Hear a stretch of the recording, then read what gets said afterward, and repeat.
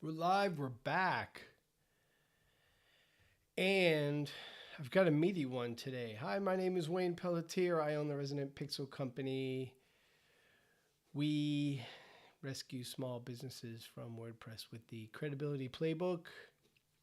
Link down in the description. You want to check that out. Learn more. Join the email list. If you like, subscribe. Love that too.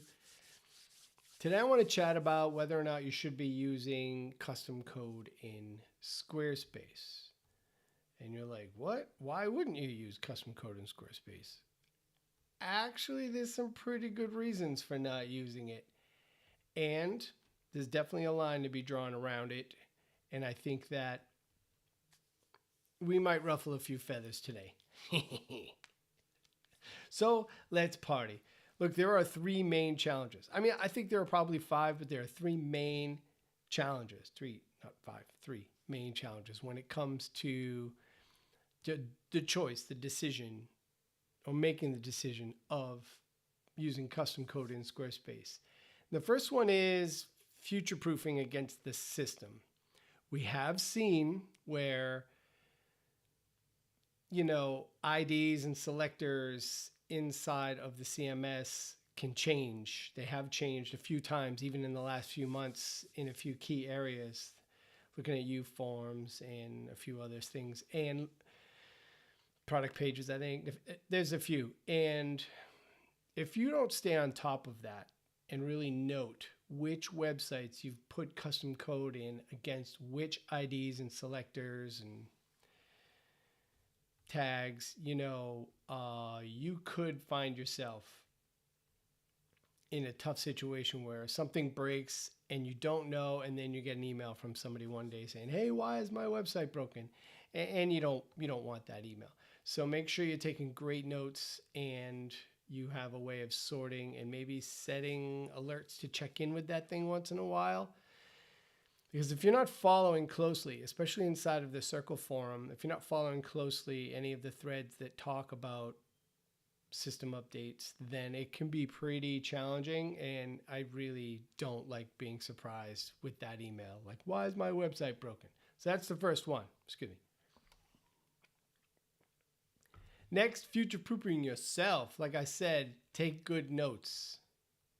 Because over the course of the year, 2, 3, 4 years, and these Squarespace websites are bulletproof, right? They'll run for 10 plus years. I have a few that are doing that right now without any updates.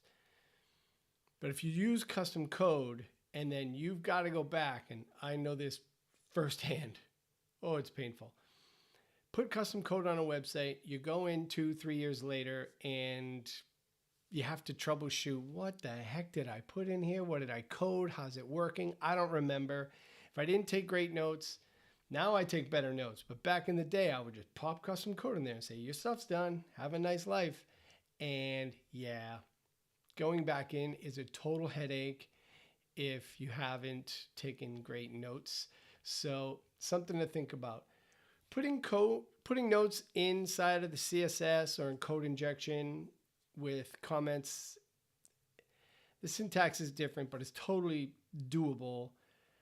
But it's hard to be thorough enough there. So it is good to maybe set a reminder, hey, dummy, check your notes in the future, and then keep a note locally, on your cloud drive or something that you can sort and check to make sure that you're like, this connects to this, and this is how I did it, and this is the plugins that I use, and here's the source material, and this is what I learned when putting it in, so that you can maybe remind yourself how it all works when you go back in after some time has passed.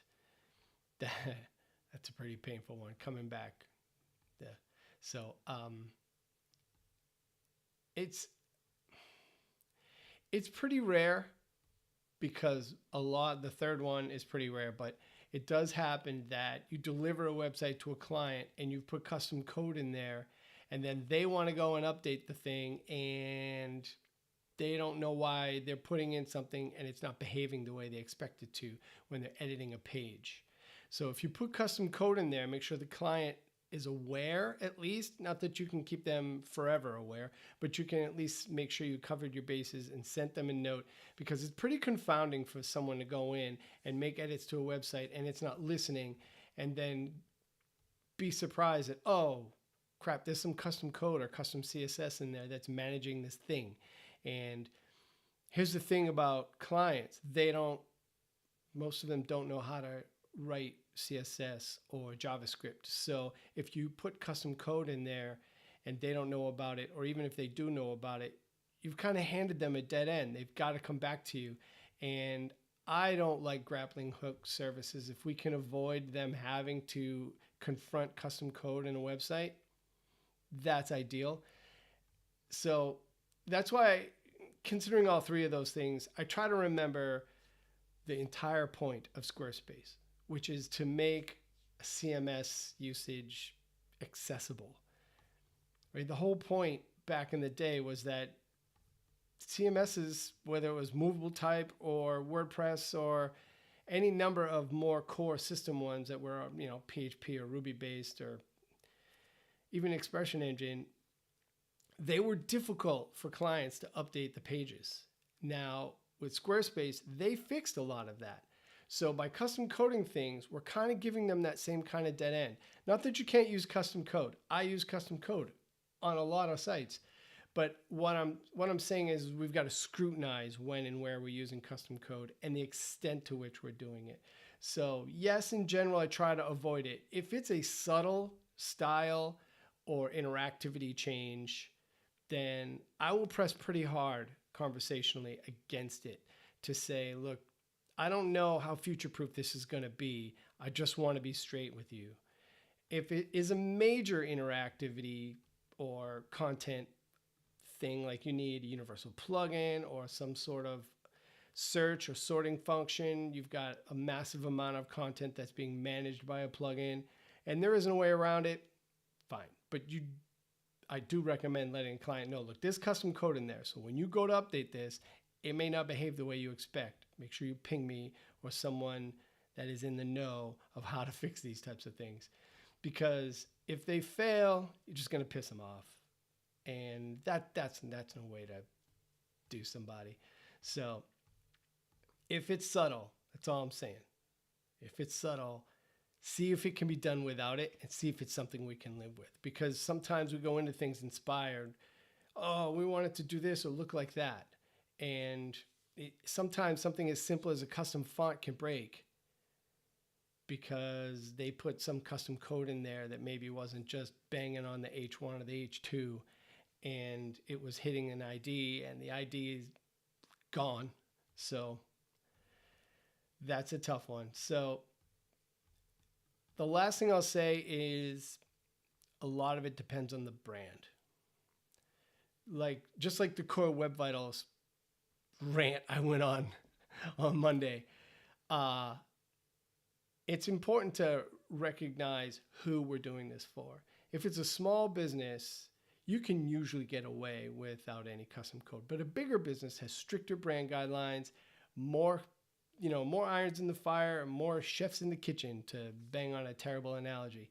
And there may not be a way around it. That's where the communication comes in, and being strong at account service and being able to negotiate and navigate through that conversation can be a challenge, especially if there are a bunch of people involved in it, but it probably is worth it in the long run. I'm not saying don't use custom code, but if the brand dictates that, look, this has to go a certain way, then that's fine. It's like a disclaimer to say, look, we're putting some custom code in here. In the future, you may hit this dead end, just FYI. And then there's a note and maybe link to a cloud file and like Notion or Apple Notes or something that has the source material for that code. Can also be helpful if it's a bigger team, because I've found that sometimes a bigger team, they have turnover and they don't know all of the things that went into the website, and they haven't been communicated internally. It hasn't been communicated. And then they'll come to you incredulous, like, you built this janky website, and you're like, oh, that's not really how that went. So sometimes sharing links with their supervisor or with their project management system on their end can be helpful to help, get around any of those challenges. So Should you use custom code? Yeah, I'm not as scared, but all those caveats have to be considered.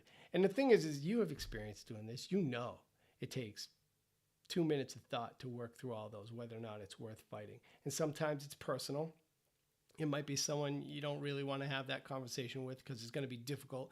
Or it might be someone who you know you can get away with doing it without custom code and they're going to be just fine. They may have asked for it, but they may not know that 1 + 1 = 2 and what that outcome is going to look like.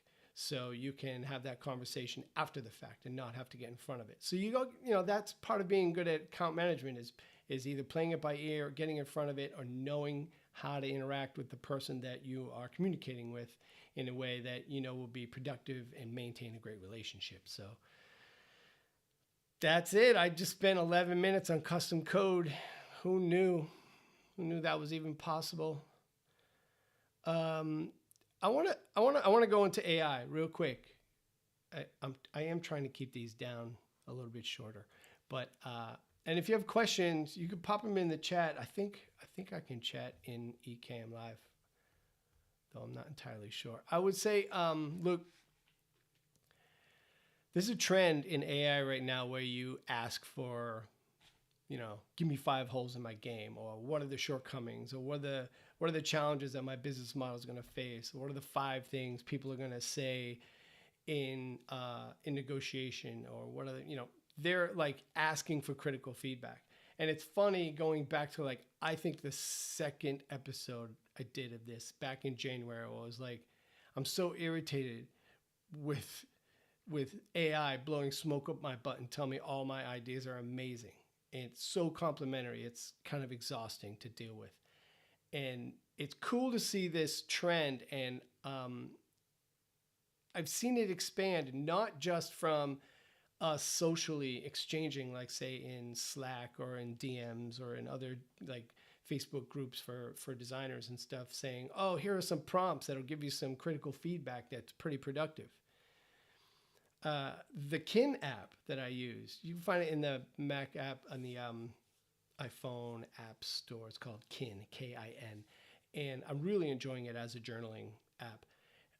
But now they have drop down at the top where it's a coach, critical feedback, or they're literally making it a contextual barrier, containment inside of the app where you can say, okay, I don't want just all pleasantries and telling me I'm awesome, blowing smoke in my butt type of stuff. I think that's pretty cool. And it's a trend that I love to see in these AI apps to say, okay, I want positive coaching. I want positive inputs. I want positive results from the production of something, like collaborating on an article of content or ideating a bigger piece of creative. It's cool to see the apps start to say, all right, we're also going to have this channel for you to have therapy or a difficult conversation, or maybe get coaching through a difficult conversation, or maybe getting constructive feedback in a way that is, positive, but also moves the needle forward, because you can't always only ever have positive feedback. We all need critical feedback and figure out how to navigate through difficult times. And the AI apps, I think they're starting to get it. I've seen it now in 2. Kin's the second one.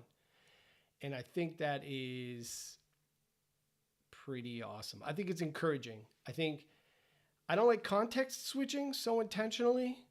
Maybe the apps will eventually get to know and figure that out. Oh, this is when I do this and this is when I do that. But for now, even though we're context switching inside of the apps, I think that's pretty awesome. So anyway, that's the AI segment. I know I keep promising to create lower third graphics that are new segment. But honestly, I don't know if I care enough. So, hey, thanks for popping in, and I appreciate you. I'll be back here Friday, 11 a.m. Eastern Time. We'll have a new topic. We will have all kinds of fun because it's Fun Friday, and I usually goof off at the end. I'm going to be honest with you. Thumbnail moments are becoming a thing, I think. Someone DM'd me about thumbnail moments. So they won't leave a comment under this video, but they'll DM me in LinkedIn of all places and say, oh, your thumbnail moment was really funny. Tell me in the comments, dude. It's totally cool. No, I love that was really funny. I don't know how to make a thumbnail moment for should you use custom code theme, because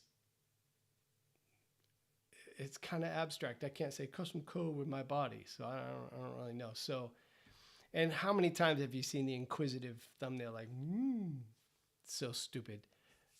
Trite, that's a good word for it, but it also works. Bad thumbnails, loud thumbnails totally work. And I'm shit at them. I don't know. I don't know if I care enough. So I'm not here to fudge the algorithm or try to manipulate it in any way. I'm just here to chat through cool concepts and shit with you. And that's about it. So anyway, I said I wasn't going to go this long, and then here we are. I still haven't replaced my pot. I don't know if you see my broken ass pail down there, because my pot, it fell over and the pot smashed. And my wife, she's amazing, but she won't let me get a red one to match my chair. She wants me to get a blue one. I'm on the fence. I feel like I'm winning the argument, but these things take time. It's in the nuances of partnerships and marriage, and what are you going to do? So, all right, I think this is done. See you Friday right here, 11 a.m. Eastern time, and we will be back with another great topic, and I appreciate you very much. Like, subscribe, you want notifications about future episodes. I think they send it out in the moment, but I don't know. I'll set up a notification thing, I think. Maybe I'll make that a to-do item for Friday. Let's do that. I make that commitment. I will set up a to-do notification thing. An app. There's got to be 5 of them, right? All right. Peace.